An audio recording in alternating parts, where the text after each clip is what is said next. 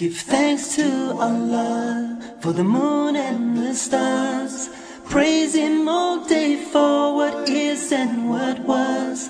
Take hold of your Iman, don't give in to Shaitan. Oh, you who believe, please give thanks to Allah. Allahu Ghafoor, Allahu Rahim, Allahu Yuhibbul Muhsinin. هو خالقنا ورازقنا وهو على كل شيء قدير.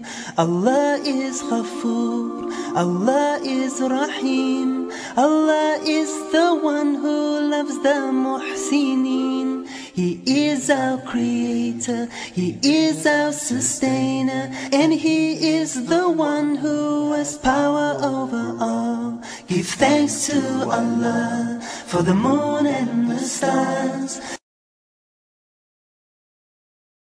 Before I became a Muslim, I think I was just for all intents and purposes, I was just a normal teenager, I suppose. I went out with friends and just did normal teenage stuff. I think I liked Britpop, I went to concerts, went to the big day out. You know, I went to high school. I was really just a very normal person, and it wasn't until I got to university that I decided that I wanted to be a Muslim.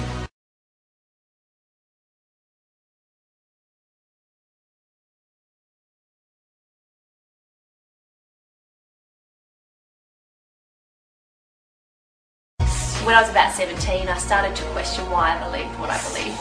Did I believe what I did just because I'd been raised to believe it, or because I thought it was true? So I decided that I wanted to look into other religions. I actually had as my New Year's resolution that I wanted to look into Judaism and that sort of thing. I had no interest at all in becoming Muslim. When I read about what Islam said about itself, I realised it was actually very different to what I thought. It was actually very peaceful, very egalitarian, strong emphasis on equal treatment of women, strong stance on social justice. I thought it was a very intellectual religion, yet it was also very spiritual, and that really appealed to me as well. And so after a couple of years of actually looking into it and taking it seriously, it was when I was 19 that I realised this is actually something that I really believe in. Give thanks to Allah for the moon and the stars.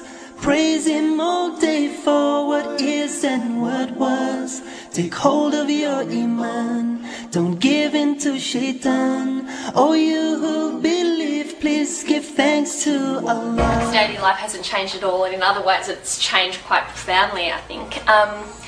The main difference would probably be that I pray 5 times a day now. I perform the ritualistic prayer 5 times a day. So, the first prayer is before sunrise, and, then they're scattered throughout the day. So that's changed. But I still feel, and obviously I wear the headscarf now, which I didn't do before I was Muslim. In other ways, I don't feel like I've changed a lot. I'm still the same person. I still crack the same stupid jokes, and I still like the same sort of things. And I've still got a lot of the same cool friends I had before, and some cool new friends that I've made since becoming Muslim, some of whom are Muslim and some aren't. I am a Muslim, Islam my deen, Allah my Lord, His word Quran, Muhammad Prophet, praise be upon Him. I'm a Muslim. We live in a society where women are constantly objectified. How many times do we turn on the TV or drive past a billboard where a half-naked woman is being used to sell spaghetti or toothbrushes or carpet or whatever? By wearing the hijab, these women are saying, I don't want to be a part of that, and I want to be taken more for my mind than the size of my chest or how long my legs are or what kind of hair I have or anything like that.